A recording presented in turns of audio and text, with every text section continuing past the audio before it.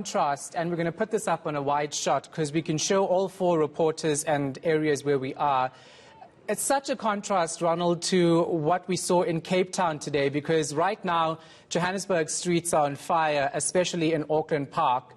And then in Cape Town, you had student leaders holding a small demonstration and then dispersing. Just talk us through what you saw today, but also I'd like for us to stay live on the Johannesburg visuals, because obviously that's where the action is happening now.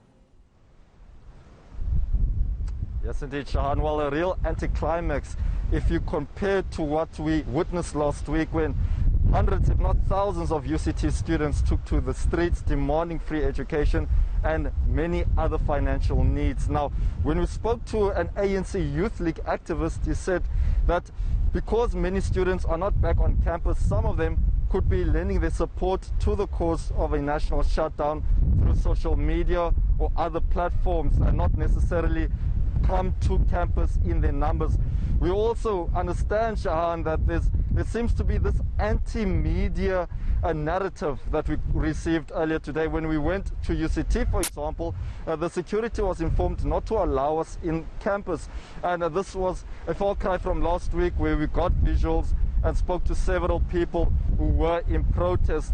We also understand, Shahan, that a number of students have said earlier on that they were not notified about today's national shutdown, and they are saying that perhaps it was too short notice for them. But we also heard from the ANC Youth League activist Lindokuhle, who spoke about the issues that they have with NSFAS, and that now it's high time that youth is afforded free education. Let's take a listen to what he had to say.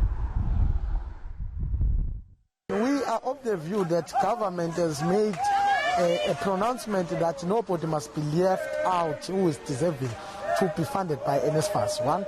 2, Treasury has made a commitment, higher education has made a commitment. Now, NSFAS has created a lot of uncertainty to students and anxiety. So we are then saying that NSFAS must be clear in its communication on what is going to happen with students who qualify for it, who have not been funded as yet. That's the first thing. The second thing is to demand that there must be some sort of consequence management when it comes to problems of corruption that are facing NSFAS. Because we all know that there's a lot of corruption that has been confronted in NSFAS. At some point there was a student who was transferred 15 million a year, and there was nothing that happened to those who did that corruption. But more and above, NSFAS has irregularly spent around 2 billion last year. Irregular. So you cannot have 2 billion disappearing from an institution and these problems happen. So there's a larger problem of corruption here and maladministration that is then creating the problems that you see in the country. And we are here to demand that there must be some consequence management.